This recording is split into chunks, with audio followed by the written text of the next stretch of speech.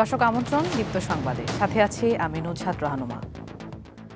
হবিগঞ্জ জেলা স্টেডিয়ামে গত রাতে কনসার্টে দর্শকদের মধ্যে মারামারির ঘটনায় অন্তত ৩০ জন আহত হয়েছেন। হবিগঞ্জ সরকারি বৃন্দাবন কলেজের ব্যবস্থাপনা বিভাগের ২৫ বছর পূর্তি উপলক্ষে এই কনসার্টের আয়োজন করা হয়। এতে ব্যান্ড লালনের শিল্পী সুমি দুটি গান পরিবেশন করেন। গান চলাকালে কয়েকজন যুবক হঠাৎ স্টেজে উঠে বোতল ছুঁড়ে মারেন। এ নিয়ে হট্টগোল শুরু হয়। বেশ কিছুক্ষণ ধরে এই অবস্থা চলতে থাকে। পুলিশ ঘটনাস্থলে পৌঁছে পরিস্থিতি নিয়ন্ত্রণ করে।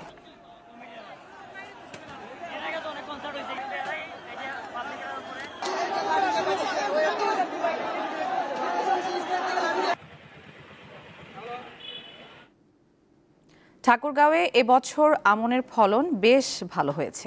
কষ্টার্জিত ধান ঘরে তুলেছেন চাষিরা, কিন্তু উৎপাদন খরচ অনুযায়ী ন্যায্য দাম মিলছে না বলে জানান তারা। ঠাকুরগাঁওয়ের বিস্তীর্ণ মাঠ জুড়ে এখন সোনালী ফসলের ঢেউ। রোদে ঝকমক করছে পাকা ধান। কষ্টের ফসল ঘরে তোলার আনন্দে ব্যস্ত সময় পার করছেন চাষিরা। ফলন প্রত্যাশামতো হলেও দাম নিয়ে অসন্তুষ্ট তারা। আমাদের ধান এবার অনেক ভালো হয়েছে। আমাদের ফলন হিসাবে আমরা মোটামুটি 30 থেকে 35 মণ ফলন পাচ্ছি, কিন্তু বিঘায় ধানের দাম কম, চালের দাম বেশি, ধানের মাটির দাম বেশি, সারের দাম বেশি। ধান করতেছি ধরেন যে বিঘায় আমরা 30 থেকে 35 মণ ধান পাচ্ছি, কিন্তু দামটা পাচ্ছি না। কৃষকরা বলছেন 1 বিঘা জমিতে এবার 30 থেকে 35 মণ ধান হয়েছে। খরচ পড়েছে 30 থেকে 35 হাজার টাকা, কিন্তু 2 মণের 1 বস্তা ধান বিক্রি হচ্ছে 2200 থেকে 2400 টাকায়। এতে লাভ তেমন থাকে না। এক জারকিন বীজ দিলে মনে করেন যে 30 টাকা লাগে। এভাবে আমরা খরচাপাতি করে দেখছি যে 30,000 টাকা খরচা লেবার সহ আর কি। 3000 প্লাস যদি ধানের বস্তা যদি আসতো তাহলে আমরা কৃষকরা কিছু লাভবান হইতাম। বর্তমানে ধানের দাম কিছুটা কম। সরকার দাম নির্ধারণ করলে কিছুটা বাড়বে বলে জানান এই কৃষি কর্মকর্তা। আমরা আশা করি যে সরকার নির্ধারিত যে মূল্য সেটা যখন নির্ধারণ হয়ে যাবে তখন ধানের মূল্যটা স্বাভাবিক হয়ে আসবে। কৃষি অধিদপ্তরের তথ্য মতে ঠাকুরগাঁওয়ে এবার 1,37,000 হেক্টর জমিতে আমন ধানের আবাদ হয়েছে। উৎপাদন লক্ষ্যমাত্রা ধরা হয়েছে 4,88,000 মেট্রিক টন চাল। সাদিয়া চৌধুরী, দীপ্ত, বার্তা কক্ষ।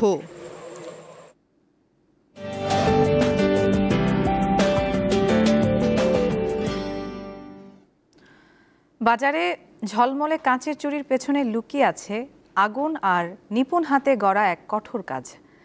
এই চুড়ি তৈরির পেছনে রয়েছে আগুন, ঘাম আর অজস্র পরিশ্রমের গল্প।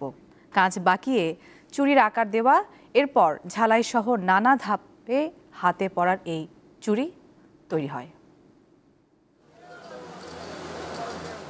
রঙিন চুড়ির ঝনঝনানিতে রয়েছে যেমন আনন্দ, তেমনি এর আড়ালে আছে কঠিন শ্রমের ছোঁয়া। কাচের চিকন রড আগুনে গলিয়ে তৈরি হয় এই সৌন্দর্যের বৃত্ত। প্রথম ধাপে গরম করা হয় কাচের রড। তাপে নরম হয়ে গেলে তা মোচড় দিয়ে কারিগররা হাতের নৈপুণ্যে বাঁকিয়ে তৈরি করেন বৃত্তাকার, যাকে বলা হয় চুড়ির ছাঁচ। বরিশাল ও কুমিল্লার বিভিন্ন স্থানে তৈরি হচ্ছে এসব কাচের চুড়ি। সেখান থেকে চলে আসে ঢাকার কামরাঙ্গীরচরের এই কারখানাগুলোতে। এখানে চুড়িগুলো জোড়া লাগিয়ে পাঠানো হয় চকবাজারে। এখানে 72 ঘন্টা গুনতেছি, গনার পরে এটা মার্কেটে যাবে, মার্কেট থেকে কালার হবে, এরপরে বিভিন্নভাবে বিভিন্ন দেশে পৌঁছায় যাবে, এটা মেয়েরা হাতে দিবে। তবে এই ব্যবসায় দিন দিন বাড়ছে অনিশ্চয়তা। প্রতিযোগিতায় টিকতে হিমশিম খাচ্ছেন সংশ্লিষ্টরা। এখন কারেন্ট বিল, আপনার গ্যাস বিল, তারপরে তেলের বিল অতিরিক্ত দাম, যার কারণে মালিককে আগের মতন দিতে পারতেছে না। এই জন্য আর ন্যায্য মূল্য পাইতেছে না, আমরাও পাইতেছি না, এরাও পাইতেছে না। যার কারণে মার্কেটে বিভিন্ন বাইরের দেশে মাল আসার কারণে আমাদের দেশে চুরি মাল একদম কমে গেছে। এই কারখানা থেকে কাঁচামাল হিসেবেই বাজারে যায় চুড়ি। এরপর নানা ব্যবসায়ীরা চুড়িগুলো কিনে নিয়ে এতে রং ও নিত্য নতুন নকশা করে বাজারজাত করেন। জহুরুল মোহসান, দীপ্ত সংবাদ, ঢাকা। আগামী ফেব্রুয়ারির প্রথমার্ধে হতে যাওয়া ত্রয়োদশ জাতীয় সংসদ নির্বাচন শান্তিপূর্ণভাবে সম্পন্ন করার লক্ষ্যে সব ধরনের প্রস্তুতি নিতে 3 বাহিনীর প্রধানদেরকে নির্দেশনা দিয়েছেন প্রধান উপদেষ্টা অধ্যাপক ডক্টর মোহাম্মদ ইউনূস। একই সঙ্গে নির্বাচন ঘিরে নিশ্ছিদ্র নিরাপত্তা নিশ্চিতেরও নির্দেশ দেওয়া হয়েছে। গতকাল সন্ধ্যায় সেনাবাহিনী প্রধান জেনারেল ওয়াকারুজ্জামান, নৌবাহিনী প্রধান অ্যাডমিরাল মোহাম্মদ নাজমুল হাসান, বিমান বাহিনী প্রধান air chief marshal Hasan Mahmud Khan রাষ্ট্রীয় অতিথি ভবন যমুনায় প্রধান উপদেষ্টার সাথে সাক্ষাৎ করেন। এ সময় জাতীয় নিরাপত্তা উপদেষ্টা খলিলুর রহমান উপস্থিত ছিলেন। প্রধান উপদেষ্টার প্রেস উইং সংবাদ বিজ্ঞপ্তিতে এসব তথ্য জানিয়েছে। প্রধান উপদেষ্টা বলেন, ফেব্রুয়ারির প্রথমার্ধে অনুষ্ঠেয় নির্বাচন অবাধ, সুষ্ঠু, নিরপেক্ষ, শান্তিপূর্ণ এবং উৎসবমুখর করতে অন্তর্বর্তী সরকার প্রতিশ্রুতিবদ্ধ। এতে আরও জানানো হয়, বৈঠকে নির্বাচনের জন্য সামরিক বাহিনী সব ধরনের প্রস্তুতি নেওয়ার বিষয়কে প্রধান উপদেষ্টাকে অবহিত করেছেন 3 বাহিনীর প্রধানরা। নির্বাচন ঘিরে আইনশৃঙ্খলা রক্ষায় 90,000 সেনা সদস্য, 2,500-এর বেশি নৌবাহিনীর সদস্য এবং বিমান বাহিনীর 1,500 সদস্য মোতায়েন থাকবে। প্রতিটি উপজেলায় মোতায়েন হবে 1 কোম্পানি সেনা।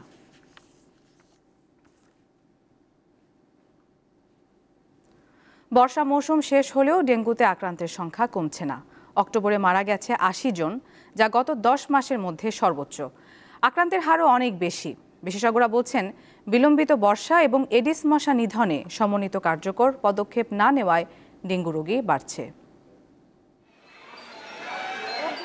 প্রথম শ্রেণীর শিক্ষার্থী মাত্র 6 বছরের শিশু তৌহিদ হাসান রাজধানীর চানখারপুলে একটি সরকারি প্রাথমিক বিদ্যালয়ে লেখাপড়া করে সে। ডেঙ্গুতে আক্রান্ত হয়ে বেশ কিছুদিন ধরে চিকিৎসা নিচ্ছে রাজধানীর মহাখালীর ডিএনসিসি হাসপাতালে। আজকে 5 দিন থেকে ডেঙ্গু হয়েছে। ঢাকা মেডিকেলে নিয়ে গেলাম, ওদিকে বলে এদিকে সিট নাই, রিফার করে দেয়, মহাখালী চলে যান। এই হাসপাতালে শুধু শিশু ওয়ার্ডই নয়, মহিলা ও পুরুষ ওয়ার্ডেও ভর্তি রোগীর চাপ রয়েছে। স্বাস্থ্য অধিদপ্তরের তথ্যে দেখা যায়, ধারাবাহিকভাবে জুলাই থেকে ডেঙ্গুতে মৃত্যুর সংখ্যা বাড়ছে। সেপ্টেম্বরে মারা যায় 76 জন, আর অক্টোবরে এই সংখ্যা বেড়ে দাঁড়ায় 80 জনে। চিকিৎসকরা বলছেন, মূলত জ্বর কমে যাওয়ার পরই রোগীর নানা শারীরিক জটিলতা দেখা দেয়। জটিলতা শুরু হয় জ্বর কমে যাওয়ার পর, যে সময়টাকে আমরা ক্রিটিক্যাল ফেজ বলি। ক্রিটিক্যাল ফেজটা সাধারণত 48 থেকে 72 ঘন্টা পারসিস্ট করে। ওই সময়টাতে বিভিন্ন রকমের জটিলতা হতে পারে। 2 ধরনের জটিলতাভাবে যদি আমি ব্যাখ্যা করি, একটা হচ্ছে যে রোগীর প্রেশার কমে যাওয়া, প্লাজমা লিকেজ হয়ে রোগীর প্রেশার কমে যাওয়া, এটা এক ধরনের। আরেকটা হচ্ছে রোগীর ব্লিডিং। জলবায়ু পরিবর্তন, মশক নিয়ন্ত্রণে কার্যকর পদক্ষেপ না থাকায় ডেঙ্গুর প্রকোপ বহু আগেই শহর ছাড়িয়ে গ্রামে পৌঁছেছে। এমন অবস্থা চলতে থাকলে আগামীতে রোগীর সংখ্যা বাড়তেই থাকবে বলে মন্তব্য করেন এই বিশেষজ্ঞ।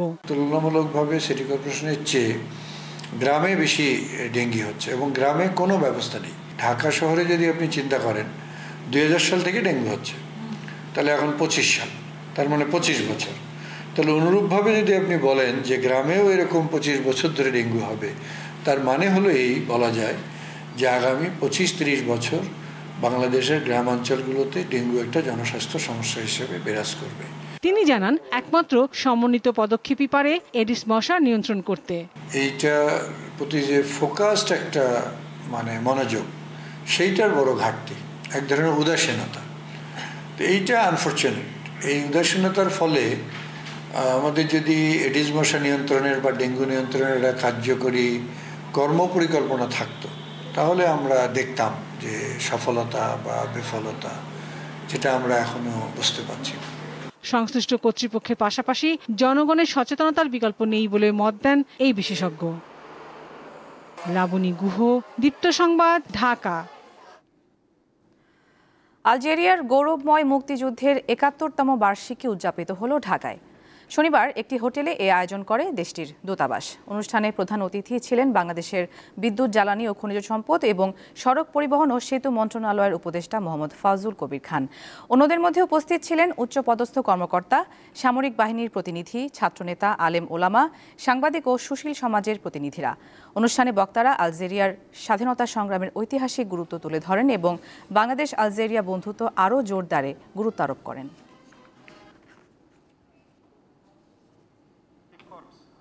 Honorable delegates from They have been here getting ready to যুক্তরাজ্যে একটি যাত্রীবাহী ট্রেনে ছুরি হামলার ঘটনা ঘটেছে। এতে 10 জন আহত হয়েছে। স্থানীয় সময় শনিবার সন্ধ্যায় ক্যামব্রিজশায়ার শহরের হান্টিংডন স্টেশনের কাছে এই হামলার ঘটনা ঘটে। ডংস্টার শহর থেকে লন্ডনের কিংস ক্রস যাচ্ছিল ট্রেনটি। যাত্রা শুরুর 1 ঘন্টা পর ছুরি হামলার এই ঘটনা ঘটে। আহতদের মধ্যে 9 জনের অবস্থা গুরুতর। পুলিশ ট্রেনে তাৎক্ষণিক তল্লাশি চালিয়ে হামলার অভিযোগে 2 ব্যক্তিকে গ্রেপ্তার করেছে। তাদের পরিচয় এখনও প্রকাশ করা হয়নি। যুক্তরাষ্ট্রের প্রেসিডেন্ট ডোনাল্ড ট্রাম্পের কাছে ক্ষমা চেয়েছেন কানাডার প্রধানমন্ত্রী মার্ক কানি। যুক্তরাষ্ট্রের সাবেক প্রেসিডেন্ট রোনাল্ড রিগানের উক্তি ব্যবহার করে তৈরি এক শুল্ক বিরোধী বিজ্ঞাপন কেন্দ্র করে এই ক্ষমা প্রার্থনা করেন তিনি। শনিবার দক্ষিণ কোরিয়া অনুষ্ঠিত এপিইসি সম্মেলনে সাংবাদিকদের কার্নি জানান তিনি ট্রাম্পের কাছে ক্ষমা প্রার্থনা করেছেন। বিজ্ঞাপনটি প্রচারের আগে অন্টারিও প্রদেশের প্রধানমন্ত্রীকে তিনি সম্প্রচার না করার পরামর্শ দিলেও তা মানা হয়নি বলে জানান কার্নি। বলেন, বিজ্ঞাপনটি নিয়ে ট্রাম্প অপমানিত বোধ করেছেন। গত সপ্তাহে বিজ্ঞাপনটি প্রচারিত হওয়ার পর ট্রাম্প কানাডার সঙ্গে চলমান বাণিজ্য আলোচনা স্থগিত করেন এবং দেশটির পণ্যের উপর অতিরিক্ত শতকরা 10% শুল্ক আরোপের ঘোষণা দেন।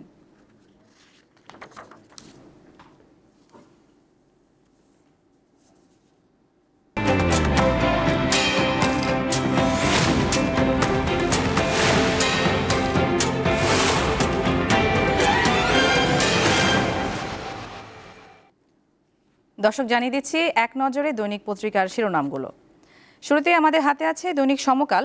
তাদের শিরোনামে দেখতে পাচ্ছি জনপ্রশাসন সংস্কারের 208 সুপারিশের মধ্যে বাস্তবায়ন 3টি।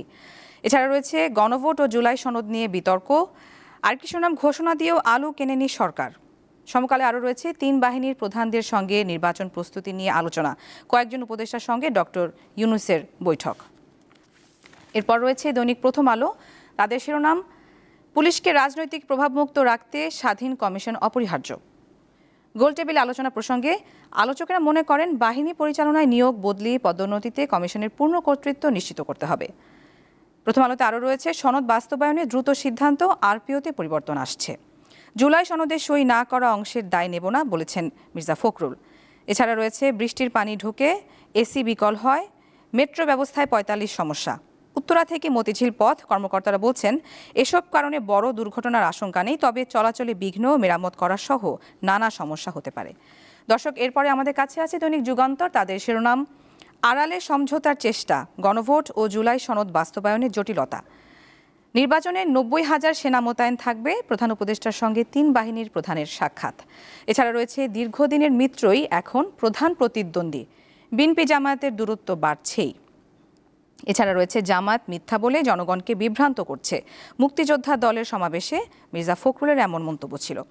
একটি দলের অযৌক্তিক দাবির প্রতি নতি স্বীকার জানিয়েছেন তাহের, আরপিও সংশোধনের প্রসঙ্গে।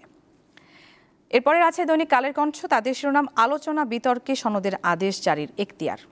এছাড়া রয়েছে সেরা ডাক্তাররাও কর ফাঁকিতে চ্যাম্পিয়ন, কর ফাঁকিবাজদের বিরুদ্ধে কঠোর ব্যবস্থা নেবে এনবিআর। এখানে একটি সংক্ষিপ্ত পরিসংখ্যান রয়েছে যার শিরোনাম, কর ফাঁকিতে শীর্ষ ডাক্তাররা। দৈনিক ইত্তেফাকের শিরোনামে রয়েছে বেওয়ারিশ লাশের সারি দীর্ঘ হচ্ছে, হত্যার প্রমাণ লুকাতে লাশ ফেলা হচ্ছে নদীতে, রাজধানীতে 1 বছরে 570টি বেওয়ারিশ লাশ দাফন।